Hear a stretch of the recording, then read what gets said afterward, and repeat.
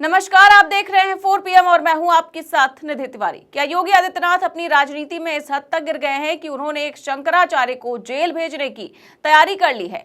कल शाम एक खबर सामने आई जिससे यूपी समेत पूरे देश की राजनीति में भूचाल आ गया। बीती शाम को खबर सामने आई कि पॉक्सो कोर्ट ने शंकराचार्य स्वामी अविमुक्तेश्वरानंद सरस्वती के खिलाफ नाबालिग बच्चों के यौन शोषण के मामले में FIR दर्ज करने के आदेश दिए हैं, जिसके बाद ये अटकलें लगाई जाने लगी कि योगी की पुलिस किसी भी वक्त शंकराचार्य के खिलाफ नाबालिग बच्चों के यौन शोषण जैसे गंभीर मामले में FIR दर्ज करके उनको गिरफ्तार कर सकती है। लेकिन आखिर ये पूरा मामला क्या है और इन सब के पीछे कैसे मोदी योगी के समर्थक जगत गुरु रामभद्राचार्य का नाम सामने आया है और अखिलेश यादव ने इस मामले में प्रेस कॉन्फ्रेंस बुलाकर क्या खुलासे किए हैं, बताएंगे आपको अपने इस रिपोर्ट में। तो ज्योतिष पीठ के शंकराचार्य स्वामी अविमुक्तेश्वरानंद सरस्वती लगातार चर्चाओं में बने हुए हैं। उत्तर प्रदेश की योगी आदित्यनाथ सरकार से सीधा टकराव देखने को मिल रहा है उनका।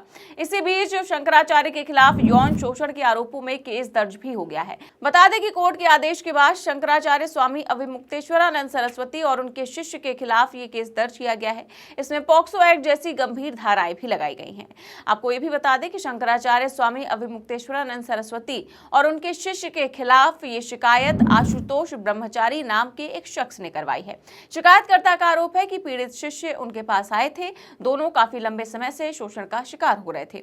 दोनों डरे हुए थे, इसीलिए सामने नहीं आ रहे थे। मामले में दर्ज की गई FIR में लिखा हुआ है कि शंकराचार्य स्वामी अविमुक्तेश्वरानंद सरस्वती और उनके शिष्य ने 2 शिष्यों के साथ यौन शोषण किया है। दोनों पीड़ितों में से एक नाबालिग है। वहीं शंकराचार्य ने इन आरोपों को पूरी तरह से खारिज करते हुए क्या कुछ कहा है, सुनिए। आज सत्ता की आंखों में आंखें डालकर पत्रकारिता करना बेहद मुश्किल हो गया है। हम पर मुकदमों से लेकर चैनल को बंद करने का दबाव बनाया जा रहा है। मुश्किल दौर है, लेकिन हम हार नहीं मानेंगे। इसीलिए 4 PM को ज्यादा से ज्यादा ज्वाइन करें और स्वतंत्र पत्रकारिता को जिंदा रखने के लिए जितना हो सके हमारा आर्थिक सहयोग करें। उम्मीद है कि आपके सपोर्ट से ये जंग भी हम जीत जाएंगे। नहीं, हमारा क्या कहना है, कोर्ट का अपना प्रोसीजर है। कोर्ट के प्रोसीजर के अनुसार जो शिकायत आई है उसका निस्तारण करने के लिए उसको दर्ज कर लिया होगा। दर्ज करने के बाद क्या करेंगे? जांच करेंगे, गवाही साखी लेंगे। यही न्यायालय की प्रक्रिया होती है। तो जो बनावटी चीज उनके सामने लाई गई, हम लोगों ने उसकी बनावटी होने के बारे में कोर्ट को बता दिया है। जो पॉक्सो एक्ट की धारा 22 है उसमें ये प्रावधान है कि अगर कोई बनावटी केस लेकर के आता है तो आप जा सकते हो कोर्ट में। तो हम लोग जाकर के वहां बता चुके हैं। अब जब उसको दर्ज करेंगे तभी तो जांच होगी, तभी तो गवाही साखी होगी। बिना दर्ज किए तो ये सब हो नहीं सकता है। तो उन्होंने दर्ज कर लिया है। जो प्रोसीजर है उसको पूरा करेंगे। उस प्रोसीजर के अंदर ही साफ हो जाएगा कि ये कहानी सही है कि झूठी है। अब इसमें सबसे बात यह है कि आशुतोष ब्रह्मचारी चित्रकूट की श्री तुलसी पीठाधीश्वर जगत गुरु रामभद्राचार्य के शिष्य हैं। ये वही जगत गुरु रामभद्राचार्य हैं जो मोदी सरकार के कट्टर समर्थक हैं।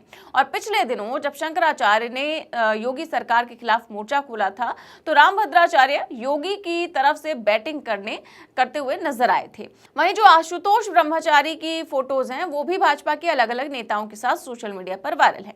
यही कारण है कि मामला आपराधिक से हटकर संत समाज के भीतर की लड़ाई और राजनीति से प्रेरित की ओर इशारा कर रहा है। शंकराचार्य ने आशुतोष ब्रह्मचारी और जगत गुरु को कैमरे पर बुरी तरह से एक्सपोज कर दिया है।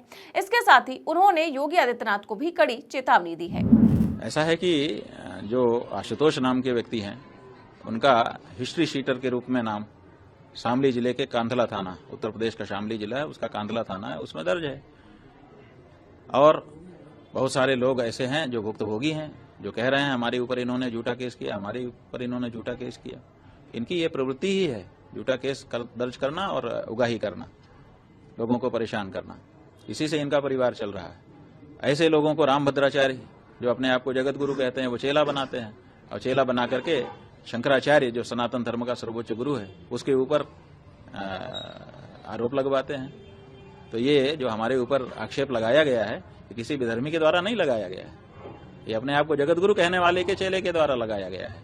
इसका मतलब क्या है? इसका मतलब है कि हिंदू सनातन धर्म को अब विधर्मियों से इस समय खतरा नहीं है। अंदर के ही लोग हैं जो हिंदू धर्म को समाप्त करना चाहते हैं, शंकराचार्य संस्था को नष्ट करना चाहते हैं। इसलिए जनता को अब इनसे सावधान रहने की जरूरत है। अब देखिए, जैसे ये मामला सामने आया, यूपी में सियासी हलचल मच गई। बीजेपी नेता जहां इस मामले को कुछ बोलने से बचते दिखे, तो वहीं विपक्ष ने खुलकर शंकराचार्य का समर्थन किया। समाजवादी पार्टी प्रमुख अखिलेश यादव ने प्रेस कॉन्फ्रेंस बुलाई और इस मामले को लेकर योगी सरकार और रामभद्राचार्य को जबरदस्त तरीके से लताड़ दिया कि अचानक कुछ लोग निकल पड़े सम्मान देने के लिए। जिस समय शिखा को पकड़ करके अपमानित किया जा रहा था, उस समय ये लोग कहां थे? उसी समय उन्हें जाना चाहिए था संगम किनारे। हमारे पूज्य शंकराचार्य जी कई दिनों धरने पे बैठे रहे वहां पर। उस समय सर्दी पीक पे थी। अब तक की जो हमारी पूरा इतिहास जो है, पौराणिक व्यवस्था है, सनातनी व्यवस्था में कहीं किसी शंकराचार्य को गंगा स्नान से रोका नहीं गया होगा।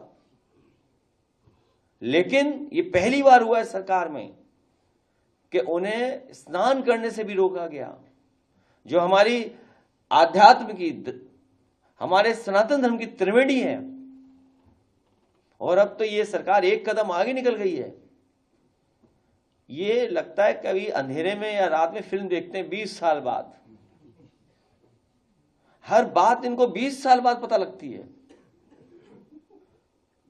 हमारा जो एक पैनलिस्ट था, उसकी 20 साल पुरानी घटना, शंकराचार्य जी को बताओ अपमानित करने के लिए कहां से ढूंढ के लाए, किसको ढूंढ के लाए?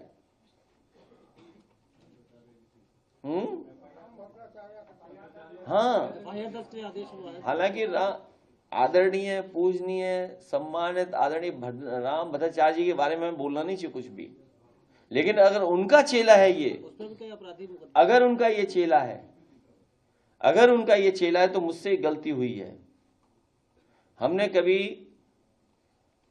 आदरणीय पूजनीय रामभद्राचार्य जी पर 420 का मुकदमा था, वो वापस लिया था। मुझे उन्हें जेल भेज देना चाहिए था। और ये बात गलत हो तो बताइए आप, किसी से पूछ लीजिए आप। हमारे बगल में बैठे वाइस चांसलर साहब।